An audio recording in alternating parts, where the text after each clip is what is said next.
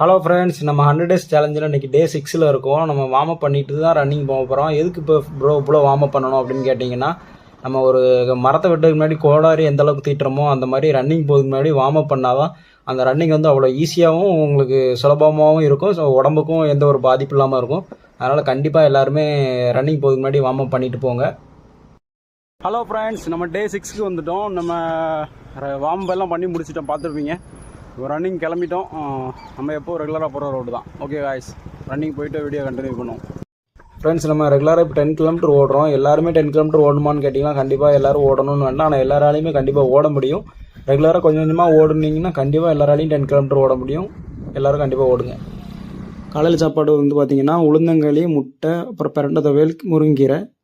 நைட்டுக்கு கேப்பை, அப்புறம் 4 full egg, sambar. Running speed அதிகரிக்க பாடியும் ஃபிட் ஆக்கிறதுக்கு 1 hour ஸ்ட்ரென்த் ட்ரைனிங்.